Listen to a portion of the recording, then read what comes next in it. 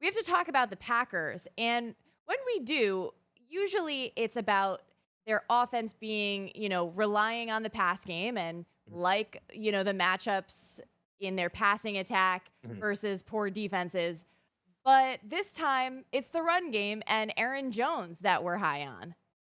Absolutely, because they're finally high on him. I think that's kind of been the concern all year is you need the Packers to show faith in Aaron Jones. I think we've seen signs of that recently. There was a couple of games ago where they finally had him play like 60% of the snaps. That was encouraging. Then last week in New England, they had him back out there after a fumble. That was super encouraging. But this week, we finally saw what the ceiling is in this guy, and the ceiling is really, really good. He played 74% of the snaps, which is easily the most he has played all season long. He finished with 15 carries and 5 targets. Now, the 5 targets there are the key because those are the most he has had all season long. And it's also in a game where the Packers didn't throw that much. So it kind of did stand out to me as being super encouraging for Aaron Jones. And I think that what this game says to me is that if the Packers get in front, they are comfortable just riding this guy, giving him the rock, and letting him ice things away. That's exactly what we saw against Miami. Those 15 carries, also a season high. So we do know that when they get ahead, they will ride Aaron Jones. And behind this offensive line, with how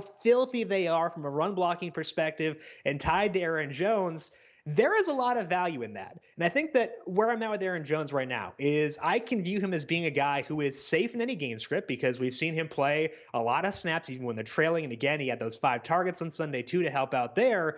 And he is a monster when they are favored. And when you're tied to Aaron Rodgers, you will be favored pretty often. So to me, I think that it's another situation like Corey Davis where you can buy high. The situation is he's probably still going to be a little bit underpriced as people are still nervous. Maybe thinking another fumble will put a nail in the coffin here.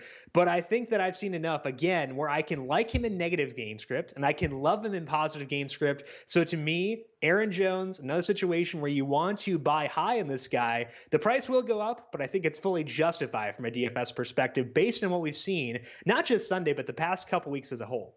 Refreshing to see Green Bay offensively look more multidimensional yardage wise for Jones. He got he got a buck 73, which is pretty nice. Now, fantasy wise, over 30 fantasy points on FanDuel.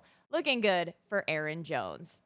With that, we have to take a break. Jim and I will come back. We'll talk about the players whose stock is falling. So don't go anywhere, and we'll see you in a minute.